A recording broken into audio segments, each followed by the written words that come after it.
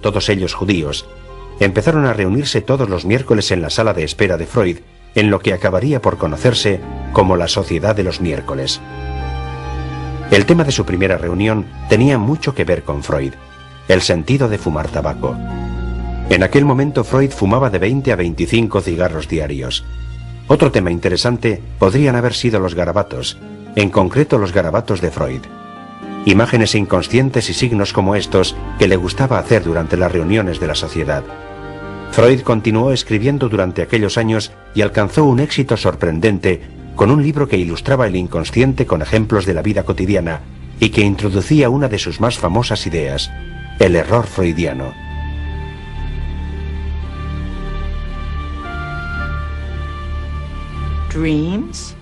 Sueños, deslices y bromas, que ahora a todos nos parecen errores freudianos. ¿Es este el tipo de cosas de las que está compuesta una verdadera ciencia?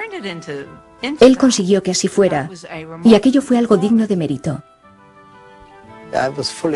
Yo era perfectamente consciente de las ideas de mi abuelo y de los errores freudianos. Por ejemplo, si conoces a alguien y le dices adiós, más te vale no haberle conocido. Alguien a quien Freud estaba deseando conocer era a Carl Jung, un brillante psiquiatra suizo que seguía las ideas de Freud y a quien Freud veía como su más notable discípulo. Sin embargo, lo que realmente hacía especial a Jung no tenía nada que ver con sus ideas. El único no judío en el círculo del abuelo era Jung, y ese era el motivo por el que el abuelo le apoyaba tanto al principio. A la larga, recibiría también el reconocimiento de los demás. Un punto de inflexión en el reconocimiento de Freud llegaría en 1909, cuando le invitaron a ir a América para dar una serie de conferencias en la Universidad Clark, en la que recibió el doctorado honoris causa. Es como un sueño hecho realidad. El psicoanálisis ya no era el producto de una alucinación. Se había convertido en una parte importante de la realidad. Sigmund Freud. Sin embargo, el futuro del psicoanálisis estaba aún lejos del reconocimiento. Los discípulos más famosos de Freud, incluido Jung, empezaron a diferir en algunos puntos. Freud, el patriarca del movimiento, no toleraría este tipo de rebelión. Exigía una lealtad absoluta. Y si no era así, entonces cortaba la relación. La relación de Freud con Jung, a quien llamaría su hijo amado, se volvió especialmente tensa. Por 3 veces Freud se desmayó en presencia de Jung, en respuesta a lo que Freud presentía que era el deseo de Jung de verlo muerto. Rompieron su relación en 1914 y ya no volverían a dirigirse la palabra. Para librarse de traiciones futuras, Freud creó un comité secreto de discípulos incondicionales. Defendían las ideas fundamentales de Freud y le juraban lealtad llevando unos anillos que él mismo había hecho a partir de una gema griega. La Primera Guerra Mundial fue un momento decisivo para Freud, no menos que para el mundo. La masacre confirmó sus peores ideas sobre el lado oscuro del inconsciente y la psicología de los seres humanos. La Primera Guerra Mundial asustó mucho a Freud. En primer lugar, hay que recordar que sus 3 hijos fueron alistados en el ejército austríaco. Entretanto, le llegaban noticias de cientos de miles de muertos, y creo que el impacto que le produjo esa fuerza tan negativa hizo que mirara con escepticismo el potencial agresivo del hombre, porque ante sus propios ojos vio que se hacía realidad.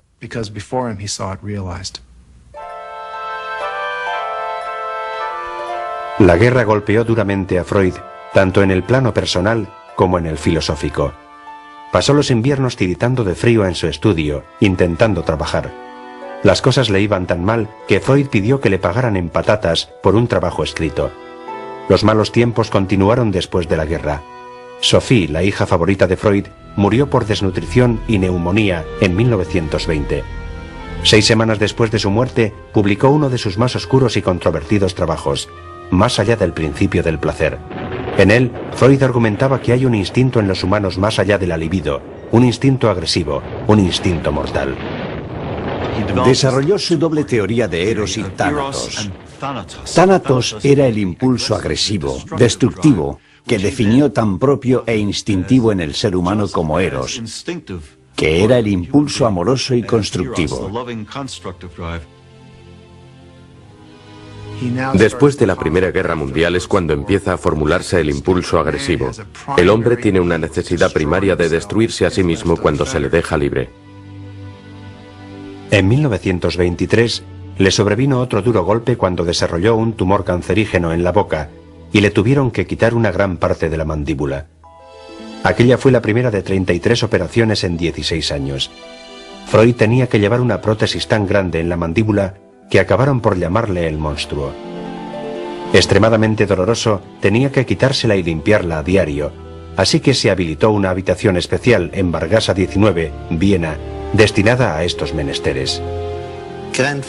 El abuelo padecía un cáncer en la boca, algo que influyó mucho en su vida.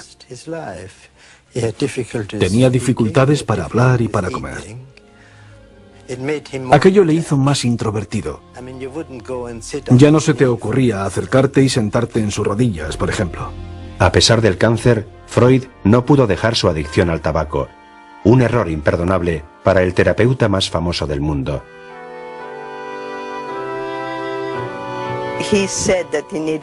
Decía que tenía que fumar para ser productivo y creativo. Supongo que aquello era más importante para él que curarse del cáncer. El tabaco era su consuelo. Con el tabaco, cuando chupas, consigues algo que realmente deseas. Con esa succión, te sitúas en el mismo origen de la alimentación humana. La enorme capacidad de análisis de Freud era, sin embargo, limitada. Freud jamás analizó su adicción, y aquello acabó por matarle. Hacia 1920, Sigmund Freud era ya un nombre familiar, el psiquiatra más famoso del mundo. Su fama era tan grande que un periódico de Chicago le ofreció $25.000 para que psicoanalizara a Leopold y a Loeb, dos ricos adolescentes que habían matado a un amigo solo por diversión. El magnate de Hollywood, Sam Goldwyn, voló hasta Viena en 1924 para ofrecerle a Freud, el mayor especialista en temas de amor, según decía el propio Goldwyn, $100.000 para que revisara sus guiones. Freud lo rechazó. Aquello se publicó en titulares. Sencillamente no le interesaba. Pero eso demuestra que la percepción popular que se tenía de Freud era la de un gurú místico, una persona que de alguna manera fantástica conocía la verdad sobre los seres humanos, que podía averiguar cualquier cosa. Pero no sobre cualquier ser humano.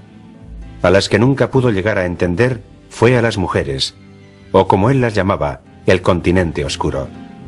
Freud había planteado un interrogante famoso: ¿qué quieren las mujeres? Pero sus propias respuestas eran insatisfactorias y ofensivas. La principal crítica hacia Freud era que Freud pensaba que si tenías pene eras un ser humano superior, y si no, no lo eras. Para las mujeres el fondo de la cuestión es su envidia por el pene. Ellas se sienten siempre inferiores porque no tienen ese órgano tan maravilloso.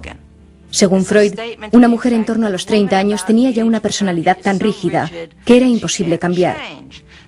Esto, por supuesto, nos conduce a la afirmación de que la mujer posee un superego defectuoso.